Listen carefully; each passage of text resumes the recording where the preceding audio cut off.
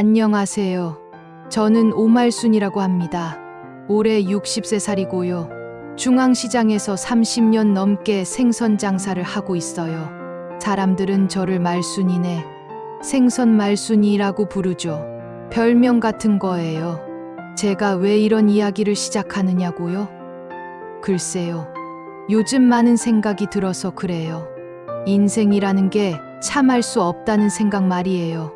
어제까지 당연하다고 생각했던 것들이 하루아침에 달라질 수 있더라고요. 저는 평범한 사람이에요. 남편은 10년 전에 먼저 하늘나라로 가셨고, 아들 준호 하나 있습니다. 29살 된 아들인데, 제가 혼자 키웠어요.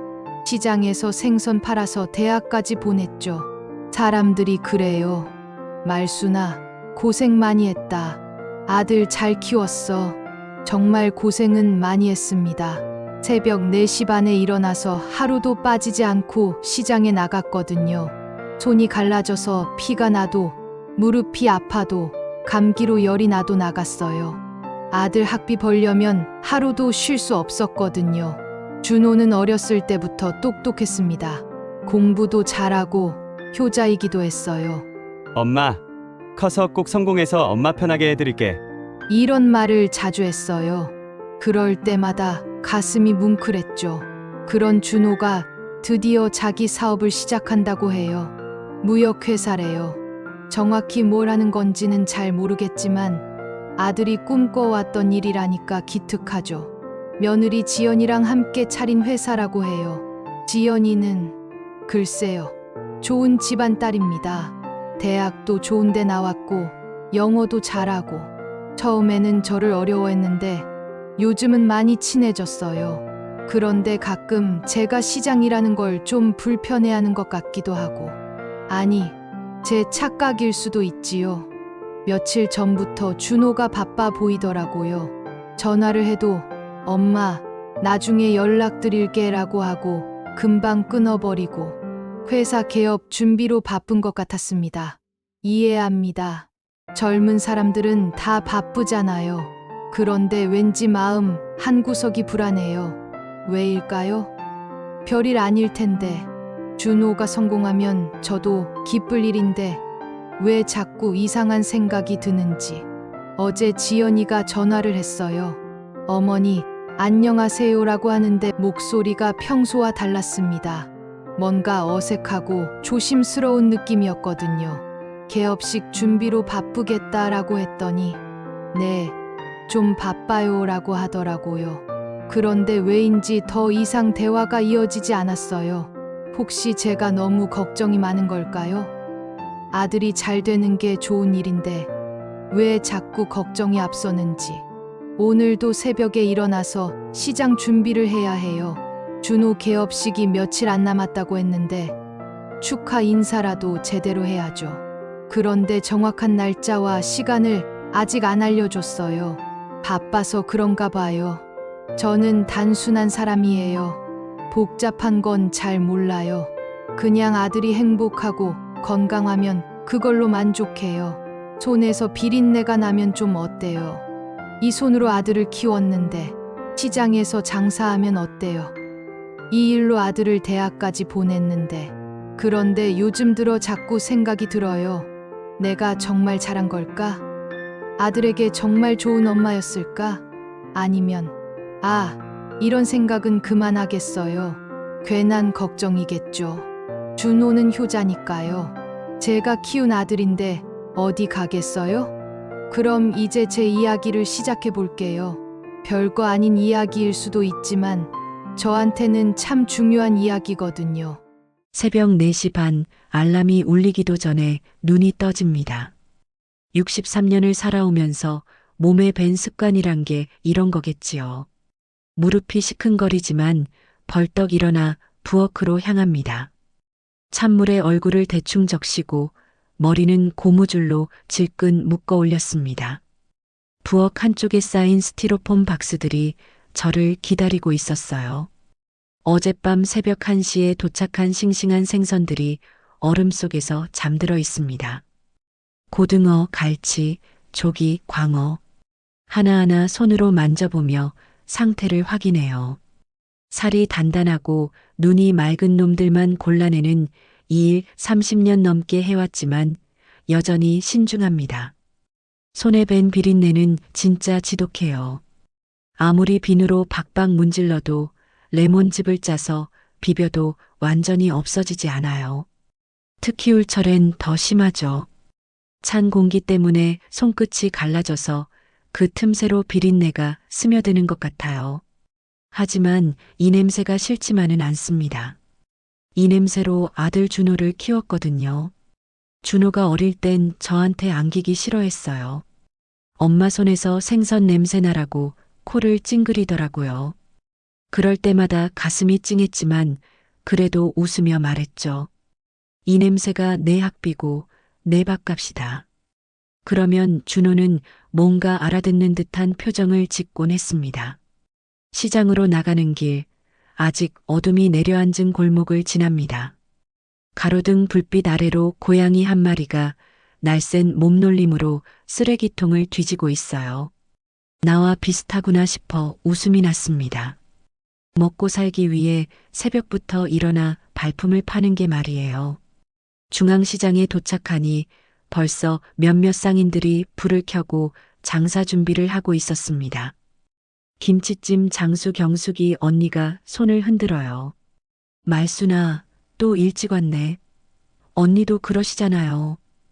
서로 인사를 나누며 각자 자리로 향합니다.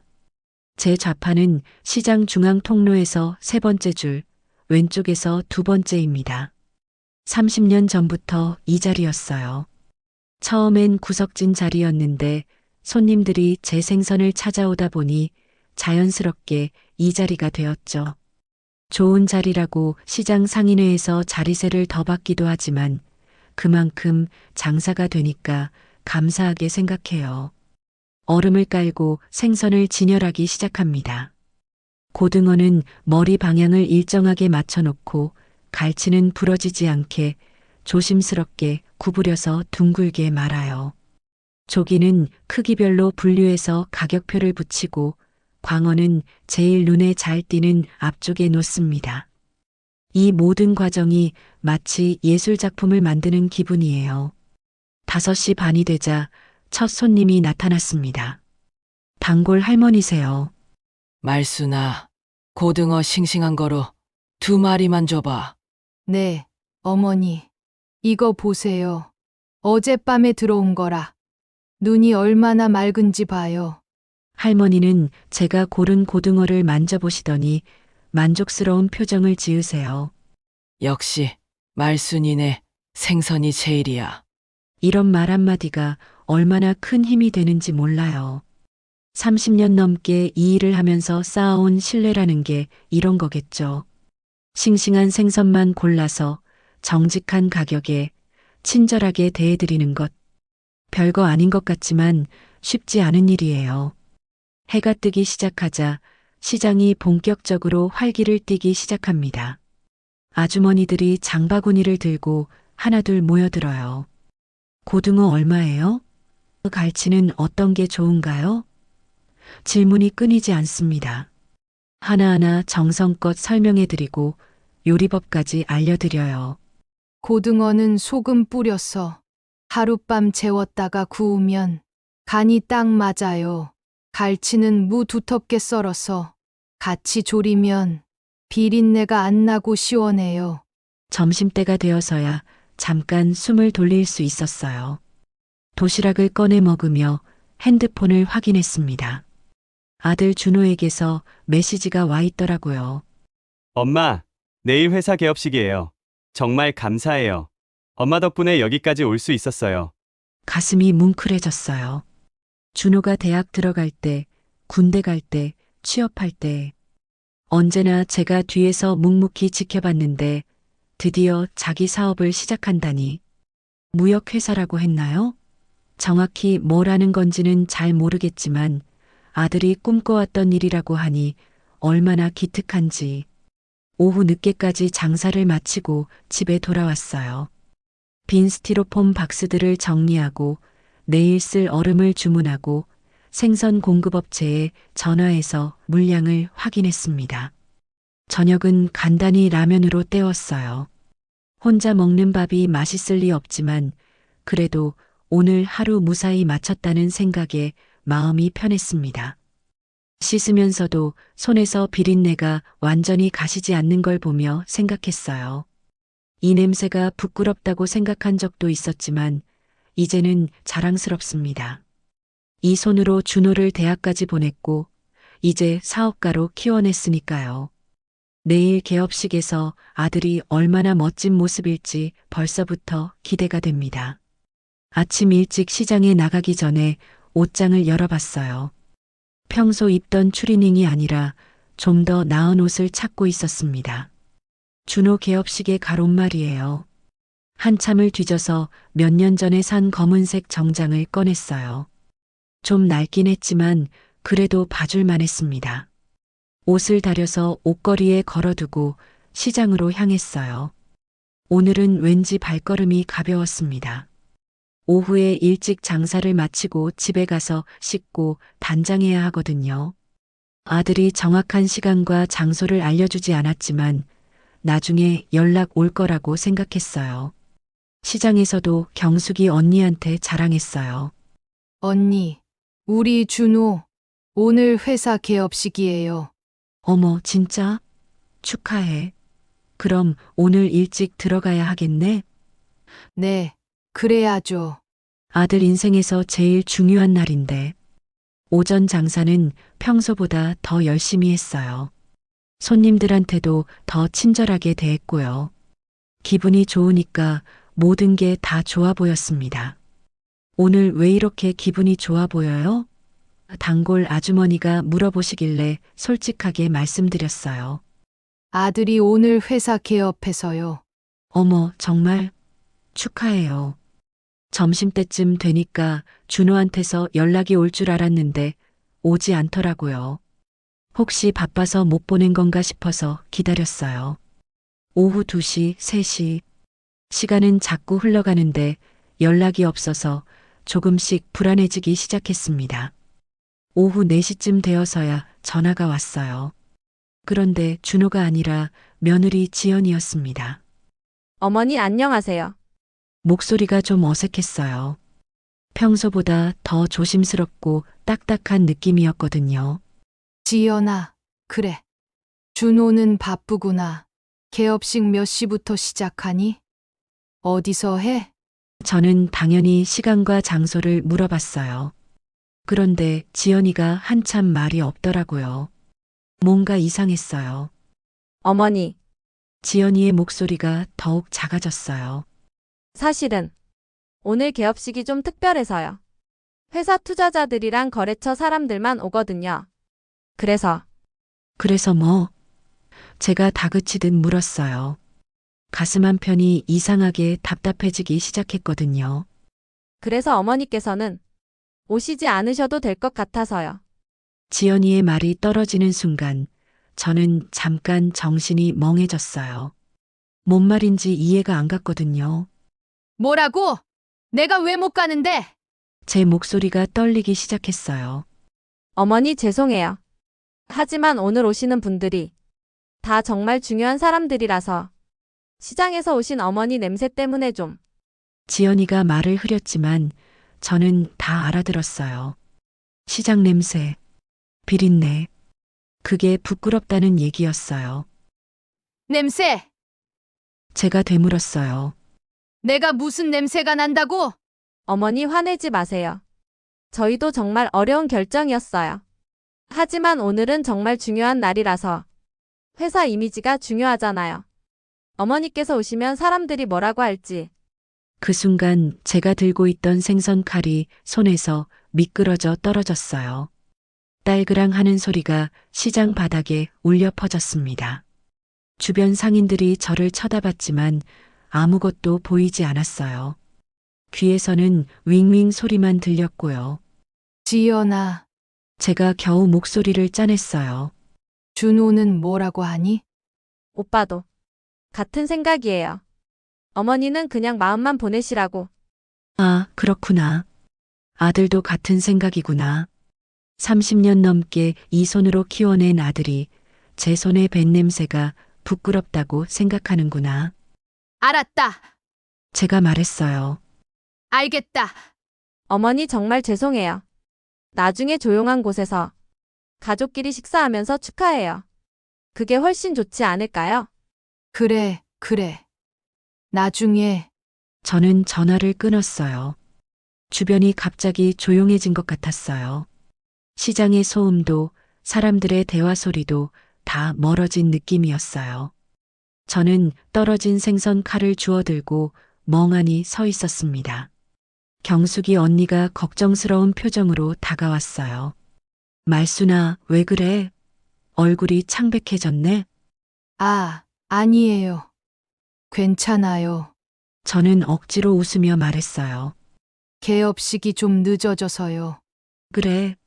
그럼 다행이다. 나도 일찍 가신다고 해서 걱정했는데. 저는 고개를 끄덕이고 다시 생선을 정리하기 시작했어요. 하지만 손이 떨려서 제대로 되지 않았어요. 고등어를 집으려다가 놓치고 갈치를 옮기려다가 부러뜨리고 평소 같으면 절대 일어나지 않을 실수들이 계속 일어났어요. 오후 6시가 넘어서야 겨우 장사를 마쳤어요. 다른 날 같으면 해가 질 때까지 하는데 오늘은 도저히 집중이 안 되어서 일찍 끝낼 수밖에 없었어요. 남은 생선들을 정리하면서도 계속 생각났어요. 지연이가 한 말들이요. 시장 냄새, 비린내, 회사 이미지, 사람들이 뭐라고 할지.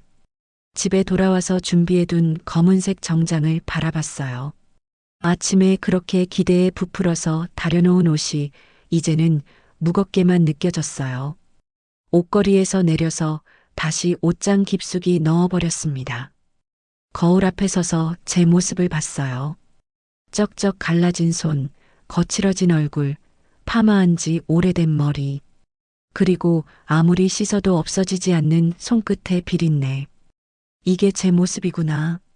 사업가의 어머니로는 부적절한 모습이구나. 저녁도 먹지 못하고 그냥 방에 누워버렸어요. 천장을 바라보며 생각했어요. 준호가 어릴 때부터 지금까지 제가 얼마나 많은 밤을 이렇게 천장을 바라보며 보냈는지. 학비 걱정, 용돈 걱정, 취업 걱정. 항상 아들 걱정뿐이었는데. 그런데 그 아들이 이제는 제가 부끄럽다고 생각한다니. 30년 넘게 이 손으로 키워낸 아들이 말이에요. 그날 밤은 한잠도 못 잤어요.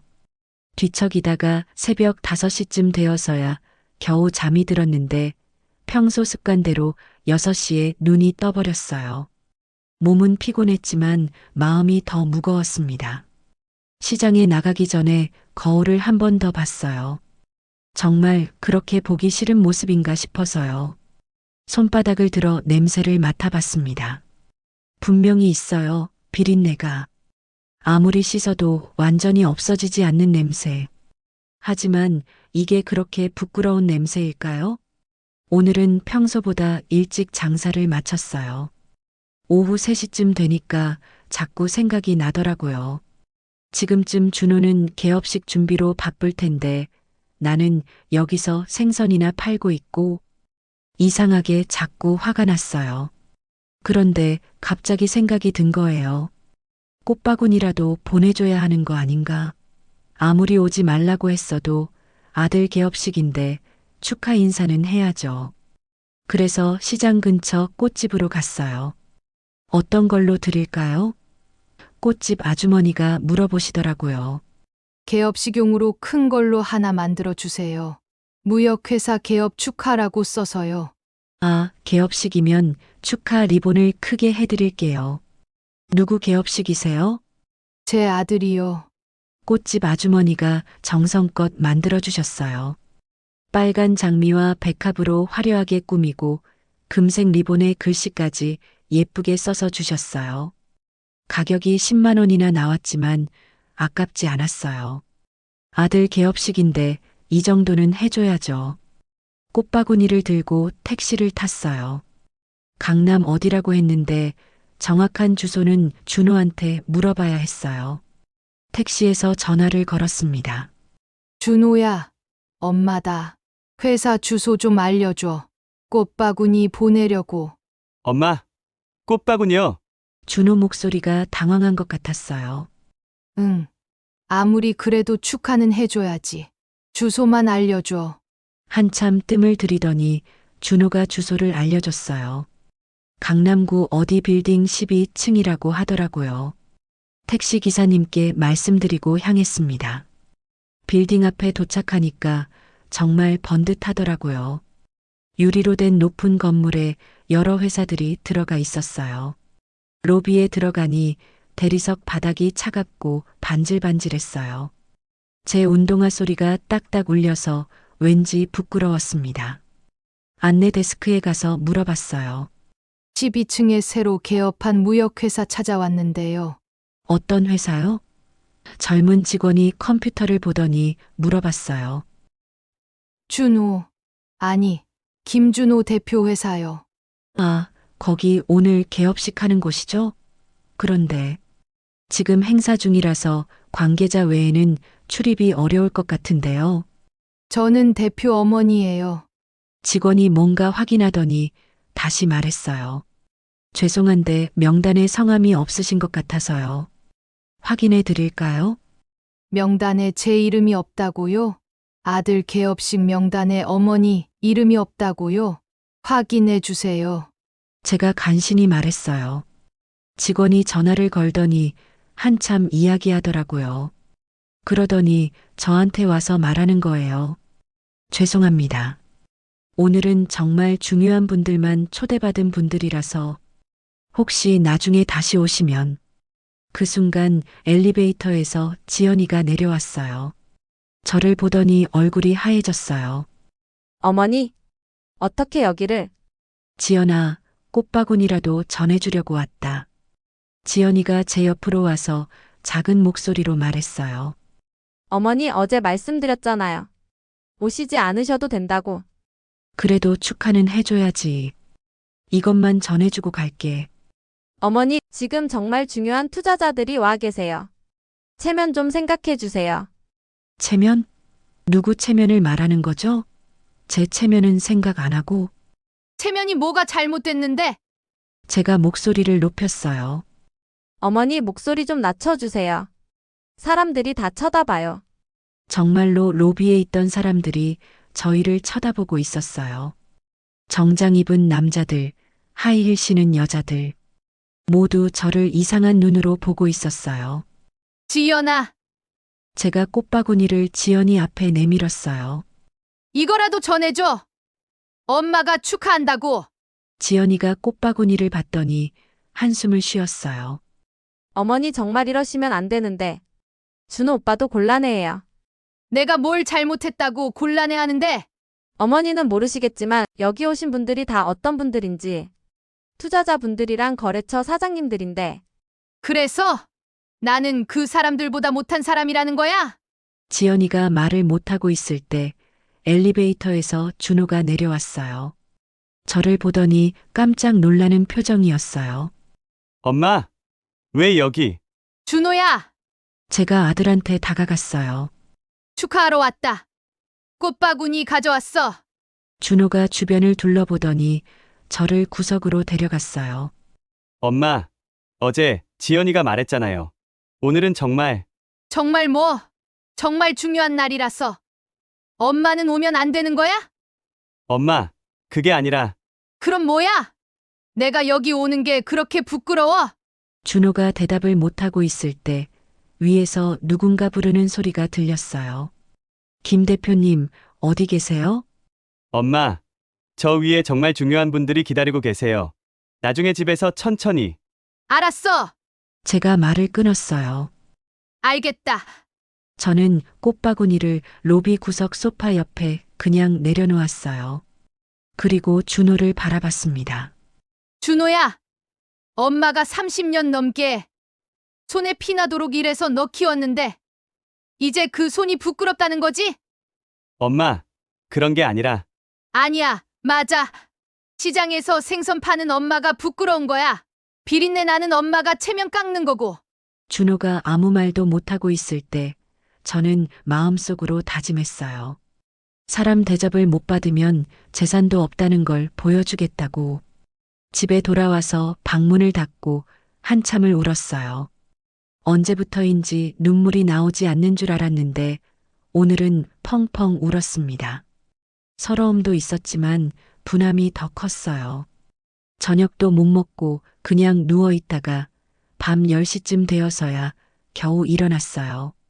목이 말라서 물을 마시러 나갔다가 거실 한쪽에 있는 남편 영정을 봤습니다. 10년 전에 돌아가신 남편이 액자 안에서 웃고 계셔요. 영정 앞에 앉아서 말을 걸었어요. 여보, 오늘 참 기가 막힌 일이 있었어요. 남편은 당연히 대답하지 않지만 저는 계속 이야기했어요. 우리 준호가 회사 차렸다는 거 알지? 무역회사래요. 오늘 개업식이었는데 나를 안 불렀어요. 왜냐하면 시장 냄새가 난다고, 체면이 깎인다고. 남편 사진을 보니까 더 서러워졌어요. 살아계실 때는 이런 일이 없었거든요. 남편이 있을 때는 준호가 감히 이런 소리 못했을 거예요. 여보, 내가 흘린 피와 땀을 냄새 난다고 내치는구려. 30년 넘게 새벽마다 일어나서 시장에 나가고 손이 터져가며 생선을 팔아서 그 아이 키웠는데 목이 메어서 말이 나오지 않았어요. 한참 있다가 다시 말했어요. 처음엔 화가 났는데 생각해보니까 서럽더라고요. 내가 뭘 잘못했나 싶어서. 그런데 또 생각해보니까 화가 나는 거예요. 내가 뭘 잘못했다고 저런 취급을 받아야 하는지. 영정 앞에 놓인 물잔을 새로 갈아주면서 계속 이야기했어요. 여보, 우리가 평생 모은 돈이 얼마나 되는지 알아요? 시장 상가 건물 하나, 이 집, 그리고 은행의 예금까지 적지 않은 돈이에요. 다 준호 주려고 모은 거였는데 그때 갑자기 생각이 든 거예요. 왜 내가 모은 돈을 나를 무시하는 사람한테 줘야 하지? 여보, 사람 대접을 못 받으면 재산도 없어야 하는 거 아닐까요? 남편이 살아계실 때 자주 하던 말이 생각났어요. 말수나 돈이 있어도 사람 노릇 못하면 소용없어. 사람이 먼저고 돈은 나중이야. 그런데 지금 준호는 거꾸로 생각하고 있는 것 같아요. 돈이 먼저고 사람은 나중이라고. 엄마의 마음, 엄마의 수고는 상관없고 돈만 중요하다고. 부엌으로 가서 차를 한 잔 끓였어요. 옥수수차를 마시면서 창밖을 바라봤습니다. 깜깜한 밤이지만 가로등 불빛이 희미하게 보여요. 이 시간에도 어디선가는 누군가 일하고 있을 거예요. 저처럼 자식을 위해 밤낮 없이 일하는 사람들이 있을 거고요. 그런데 그 자식들이 다 이럴까요? 부모의 손에 밴 냄새를 부끄러워할까요? 차를 다 마시고 다시 영정 앞에 앉았어요. 여보, 결정했어요. 우리 재산 정리할 거예요. 남편이 뭐라고 할지 궁금했지만 제 마음은 이미 굳어졌어요. 시장 상가 건물, 이거 임대 맡길 거예요. 월세 받아서 나 혼자 살 거고. 이 집도 팔아서 더 작은 곳으로 이사 갈까 생각 중이에요. 바닷가 근처로 가서 조용히 살고 싶어요. 영정 속 남편이 웃고 있는 것 같았어요. 찬성한다는 뜻인가 싶어서 저도 웃었어요. 준호가 나중에 돈 달라고 하면 뭐라고 할까요? 어머니, 제가 잘못했어요. 용서해 주세요. 이럴까요? 그때 뭐라고 할지 벌써부터 기대되네요. 하지만 한편으로는 마음이 아팠어요. 정말 이렇게 해야 하나 싶어서요. 그래도 제가 낳고 키운 아들인데. 하지만 오늘 당한 일을 생각하면 화가 다시 올라왔어요. 여보, 나도 이제 내 인생 살고 싶어요. 준호 뒷바라지 하느라 정작 내 꿈은 다 미뤄뒀잖아요. 바닷가에서 작은 펜션이나 카페 하나 차려서 조용히 살고 싶었는데 이제라도 해볼까 해요. 시계를 보니 벌써 자정이 넘었어요. 내일 새벽에 또 시장에 나가야 하는데 잠을 자야겠어요. 하지만 잠자리에 들기 전에 남편한테 마지막으로 말했어요. 여보, 걱정하지 마세요. 나 이제 바보 같은 엄마 안 할 거예요. 사람 대접받으면서 살 거예요. 그리고 영정에 절을 한번 하고 방으로 들어갔어요. 오늘은 왠지 잠이 잘 올 것 같았어요. 마음을 정하고 나니까 후련했거든요. 내일부터는 달라질 거예요. 아니, 당장 내일부터 달라져야 해요. 먼저 행정복지센터에 가서 상담을 받아봐야겠어요. 재산 정리하는 방법, 노후 계획 세우는 방법, 이런 것들을 제대로 알아봐야겠어요. 준호가 언제까지 엄마를 무시할 수 있는지 두고 보자고요. 사람 대접 못 받으면 정말로 재산도 없다는 걸 보여주겠어요. 다음 날 아침 평소보다 일찍 일어났어요. 어젯밤 결심을 한 덕분인지 몸이 가벼웠습니다. 시장에 나가기 전에 수첩에 적어뒀어요. 오늘 할 일 행정복지센터 상담, 등기소 방문, 시장 친구들과 상의. 시장에서 오전 장사를 마치고 바로 행정복지센터로 향했어요. 처음 가보는 곳이라 좀 헤맸지만 안내 데스크에서 친절하게 알려줬습니다. 노후 생활 설계 상담받으러 왔어요. 제가 말하니까 젊은 직원이 번호표를 주더라고요. 1시간 정도 기다렸다가 상담실에 들어갔어요. 중년 여직원이 따뜻하게 맞아주셨습니다. 어르신, 어떤 상담을 원하세요? 제가 지금 63살인데 혼자 살 계획을 세우고 있어요. 재산 정리도 하고 싶고 노후 준비도 제대로 하고 싶어서요. 아, 좋으시네요. 미리 준비하시는 게 정말 중요해요. 현재 자산이 어느 정도 되시나요? 저는 솔직하게 말했어요. 시장 상가 건물 하나, 현재 살고 있는 집, 그리고 은행 예금까지. 정확한 금액은 말하지 않았지만 대략적인 규모는 알려드렸어요. 와, 그 정도면 정말 여유로운 노후 생활이 가능하시겠는데요? 혹시 자녀분께서 반대하시지 않나요? 그게 저는 잠깐 망설였어요. 자녀가 있긴 한데 제가 독립적으로 살고 싶어서요. 직원이 여러 가지 방법을 알려주셨어요. 상가 건물을 연금형 임대로 돌리는 방법, 실버타운 입주 계획, 그리고 각종 노인 복지 제도까지 하나하나 메모하면서 들었어요.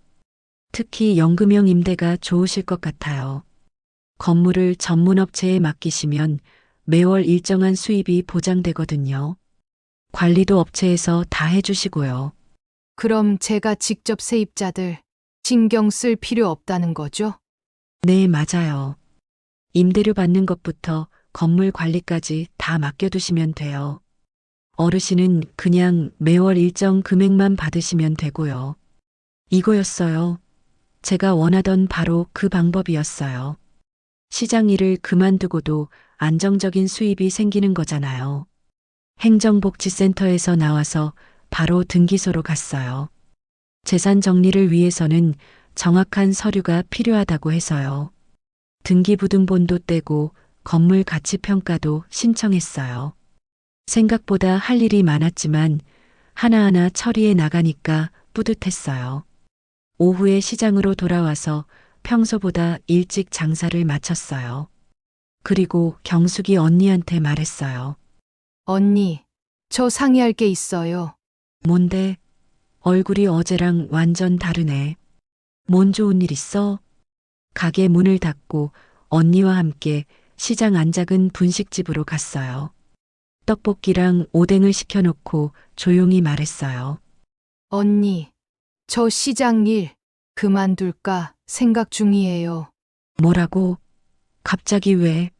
제가 나이도 있고 이제 좀 쉬고 싶어서요. 상가 건물 임대 맡기면 매월 수입도 생기고요. 경숙이 언니가 깜짝 놀라더라고요. 말순아, 무슨 일 있었지? 어제부터 이상하더니. 저는 솔직하게 말했어요.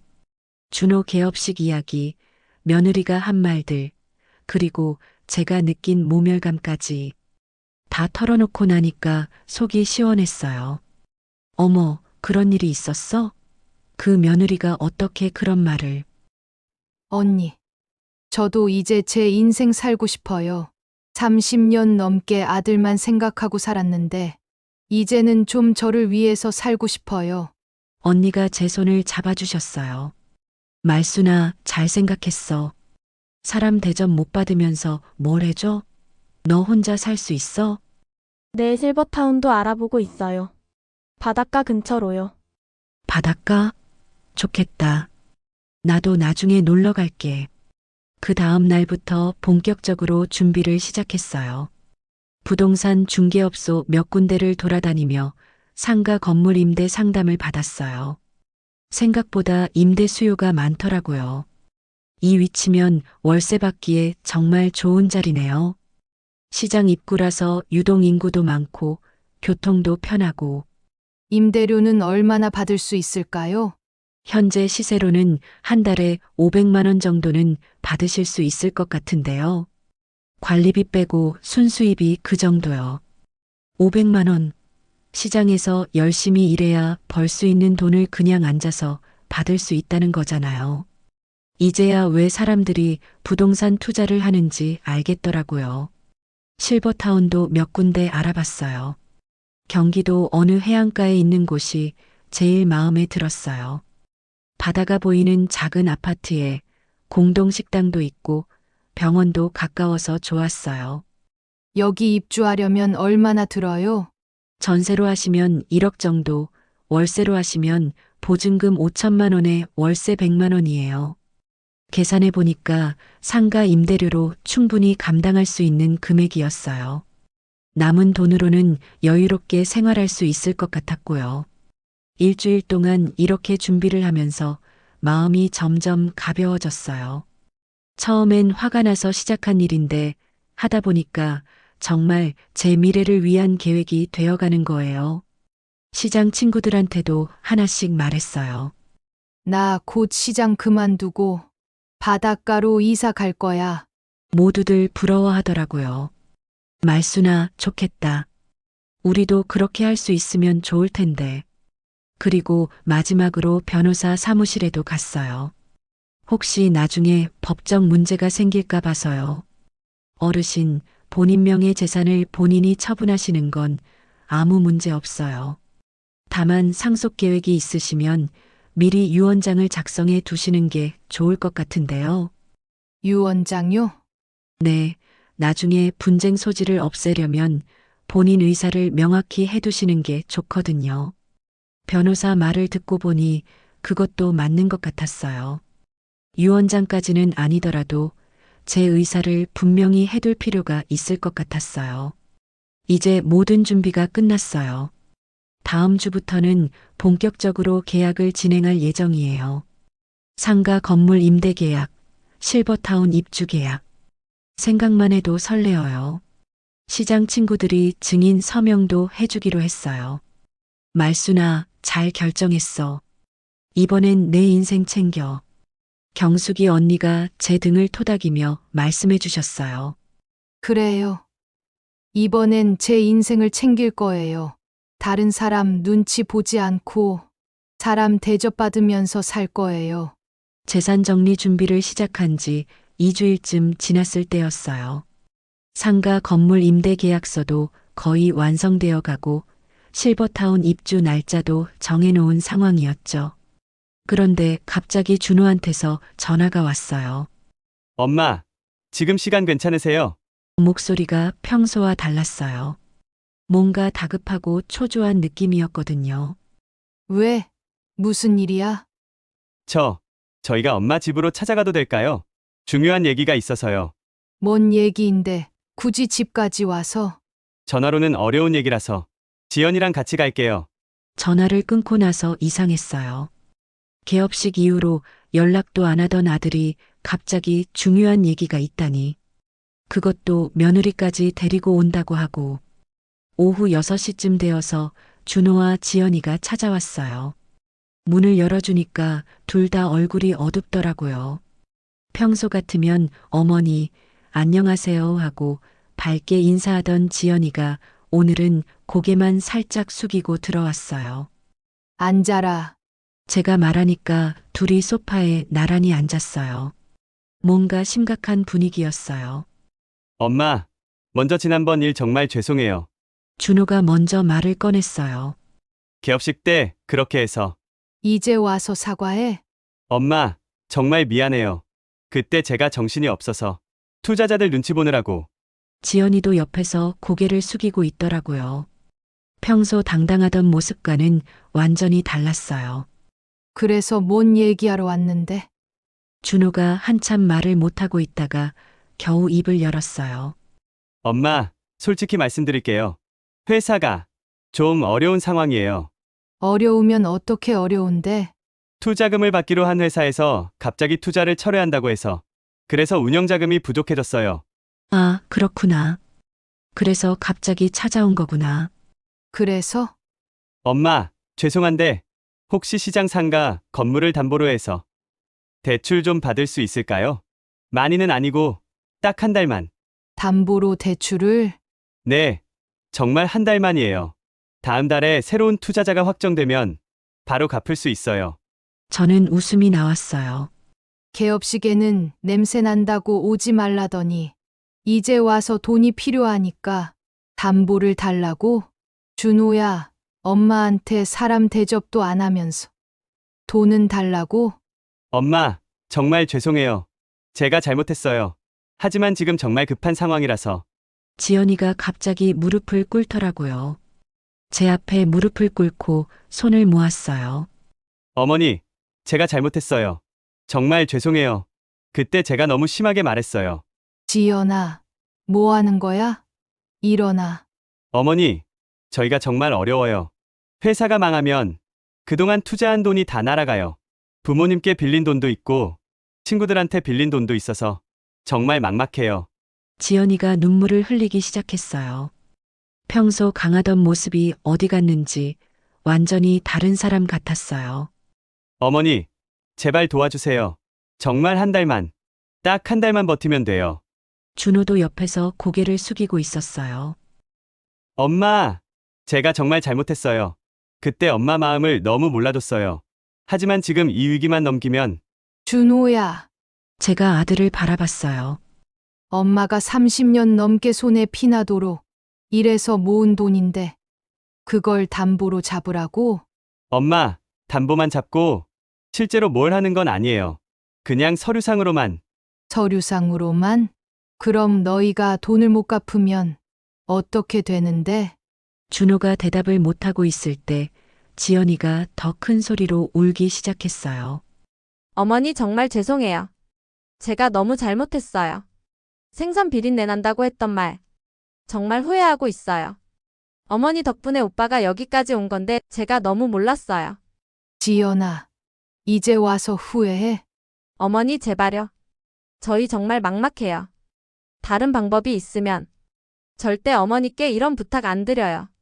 준호도 지연이 옆에서 무릎을 꿇었어요. 엄마, 제가 정말 잘못했어요. 엄마 마음을 너무 아프게 해서. 하지만 정말 이번 한 번만 도와주세요. 저는 두 사람을 바라봤어요. 불과 몇 주 전에는 저를 부끄러워하더니 이제는 무릎까지 꿇고 사정하고 있어요. 준호야, 엄마 손에 밴 게 뭐라고 했지? 엄마, 비린내라고 했지? 시장 냄새 난다고, 체면 깎인다고 했지? 준호가 아무 말도 못하고 고개만 숙이고 있었어요. 그런데 이제 와서 그 비린내 나는 손으로 모은 돈이 필요하다고? 엄마, 정말 죄송해요. 저는 일어나서 부엌으로 갔어요. 물을 한 잔 마시면서 생각했어요. 이게 바로 이런 거구나. 사람 대접 못 받을 때는 모르는 체 하다가 돈이 필요하면 찾아와서 무릎 꿇고 사정하는 게. 부엌에서 나와서 다시 둘을 바라봤어요. 지연이는 계속 울고 있었고 준호는 고개를 들지도 못하고 있었어요. 준호야, 엄마한테 뭐라고 했는지 기억나? 엄마, 마음만 보내라고 했지? 개업식에 오지 말라고 했지? 엄마, 제가 정말 잘못했어요. 잘못한 걸 아니까 이제 와서 무릎 꿇고 있는 거지? 준호와 지연이가 아무 말도 못하고 있을 때 저는 마음속으로 생각했어요. 이제 진짜 보여줄 때가 왔구나. 사람 대접 못 받으면 재산도 없다는 걸. 저는 소파에 다시 앉아서 무릎 꿇고 있는 두 사람을 바라봤어요. 한참 동안 아무 말도 하지 않았어요. 그 침묵이 얼마나 길게 느껴졌는지 모릅니다. 준호야, 제가 드디어 입을 열었어요. 엄마 손 한번 봐봐. 준호가 고개를 들어서 제 손을 봤어요. 거칠고 갈라진 손, 생선 비늘에 긁혀서 생긴 상처들, 그리고 아무리 씻어도 완전히 없어지지 않는 비린내. 이 손으로 30년 넘게 너를 키웠다. 새벽 4시 반에 일어나서 밤늦게까지 일하면서 말이야. 엄마, 이 손에 밴 게 뭐라고 했지? 비린내라고 했지? 시장 냄새라고 했지? 준호가 아무 대답을 못하고 있을 때 저는 계속 말했어요. 준호야, 엄마 손에 밴 건 비린내가 아니야. 이건 너를 키운 피와 땀이다. 그 말을 하는 순간 제 목이 메었어요. 하지만 참았어요. 지금은 울 때가 아니거든요. 30년 넘게 이 손으로 벌어서 너 학비 대고 용돈 주고 대학 보내고 취업할 때까지 뒷바라지 했는데 그 손이 부끄럽다고 했지? 지연이가 더 큰 소리로 울기 시작했어요. 어머니, 제가 잘못했어요. 정말 잘못했어요. 지연아, 너는 뭘 잘못했는지나 알고 있니? 어머니를 무시했어요. 오빠를 키워주신 분을 함부로 대했어요. 그래, 맞아. 너희들은 엄마를 무시했어. 사람 취급도 안 했고. 저는 일어나서 찬장에서 서류 봉투를 꺼냈어요. 지난 2주일 동안 준비한 모든 서류들이 들어있는 봉투였어요. 준호야, 이게 뭔지 알겠니? 뭐예요? 엄마, 상가 건물 임대 계약서야. 다음 주부터 전문 업체에 맡겨서 월세로 받기로 했어. 준호와 지연이의 얼굴이 창백해졌어요. 엄마, 그게 무슨, 그리고 이건 실버타운 입주 계약서. 경기도 바닷가에 있는 곳이야. 다음 달부터 거기서 살 거야. 엄마, 갑자기 왜 그런 결정을, 갑자기가 아니야. 너희가 엄마를 개업식에서 쫓아낸 그날부터 결심한 거야. 저는 서류를 다시 봉투에 넣으면서 말했어요. 준호야, 사람 대접을 못 받으면 재산도 없는 거야. 엄마, 뭐라고 하시는 거예요? 엄마를 사람 취급 안 하면서 엄마 재산은 당연히 너희 것이라고 생각했지? 천만에. 지연이가 더 큰 소리로 울면서 말했어요. 어머니, 저희가 정말 잘못했어요. 다신 그런 일 없을 거예요. 제발 한 번만 도와주세요. 지연아, 너는 뭐라고 했지? 시장 냄새 때문에 행사 이미지 망친다고 했지? 체면 좀 생각하라고 했지? 어머니, 제가 미쳤어요. 정말 미쳤어요. 그런 말하면 안 되는 건데. 맞아, 미쳤었어. 그런데 이제 와서 정신 차렸다고 했어. 뭐가 달라지니? 준호가 제 발을 붙잡으며 말했어요. 엄마, 제가 정말 잘못했어요. 엄마 없으면 저는 아무것도 아니에요. 제발 한 번만. 준호야, 너 없어도 엄마는 잘 살 수 있어. 이미 다 계획 세워놨거든. 저는 부엌으로 가서 물을 한 잔 마셨어요. 그리고 다시 돌아와서 말했어요. 월세로 매달 500만 원씩 들어와. 실버타운 생활비 빼고도 충분히 남아. 너희 도움 없이도 여유롭게 살 수 있다고. 엄마, 그럼 저희는 어떻게 해요? 정말 회사 망하면, 그건 너희 문제야. 엄마가 왜 책임져? 준호가 더 큰 소리로 울기 시작했어요. 엄마, 제가 정말 바보였어요. 엄마가 얼마나 소중한 분인지 몰랐어요. 제발 용서해 주세요. 용서? 용서는 해. 너는 내가 낳은 아들이니까. 하지만 재산은 다른 문제야. 준호야, 엄마가 뭐라고 했는지 기억나? 마음만 보내라고 했지? 그래, 나도 이제 마음만 보낼게.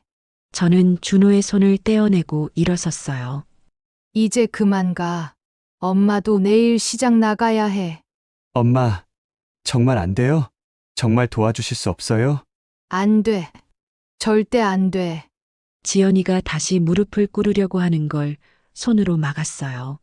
지연아, 무릎 꿇지 마. 이미 늦었어. 어머니, 너희가 엄마를 무시할 때는 언제고, 이제 와서 무릎 꿇는다고 뭐가 달라지니? 그때 생각했어야지. 두 사람이 한참 더 사정했지만 저는 마음을 바꾸지 않았어요. 한번 정한 마음이었거든요. 나가. 이제 더 이상 할 말 없어. 준호가 마지막으로 말했어요. 엄마, 정말 후회하고 있어요. 진짜 죄송해요. 후회는 너희가 하는 거고, 엄마는 이제 내 인생 살 거야. 문을 닫고 나서 저는 한참 서 있었어요. 가슴이 뛰었어요. 무서우면서도 시원했어요.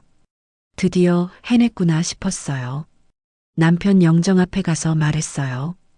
여보, 해냈어요. 사람 대접 못 받으면 재산도 없다는 걸 보여줬어요. 영정 속 남편이 웃고 있는 것 같았어요. 잘했다고 하는 것 같았어요. 한 달 후 드디어 실버타운으로 이사하는 날이 왔어요. 상가 건물 임대 계약도 완료되었고 집도 정리를 마쳤어요. 시장 친구들이 모두 나와서 배웅해 주었어요. 말순아, 자주 연락해. 보고 싶으면 놀러 갈게. 경숙이 언니가 제 손을 잡고 말씀해 주셨어요. 언니도 건강하세요. 나중에 바다 구경 오세요. 시장을 떠나면서 뒤돌아봤어요. 30년 넘게 제 인생이었던 곳. 새벽부터 밤늦게까지 생선을 팔던 그 자리. 이제는 추억이 되었어요. 택시를 타고 실버타운으로 향하는 길, 창밖 풍경이 점점 바뀌었어요.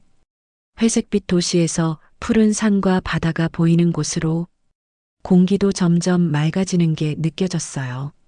실버타운에 도착하니 관리사무소 직원이 나와서 맞아주었어요. 어르신 오신 걸 환영합니다. 준비 다 되어 있어요. 제가 살 집은 2층에 있는 작은 원룸이었어요. 창문을 열면 바다가 한눈에 들어왔어요. 파도 소리가 들리고 갈매기가 날아다니는 모습도 보였어요. 와, 정말 좋다. 혼자 중얼거리며 웃었어요. 짐을 정리하는데 하루가 걸렸어요. 많지 않은 짐이었지만 하나하나 정성스럽게 제자리에 놓았어요. 남편 영정도 가장 좋은 자리에 모셨어요.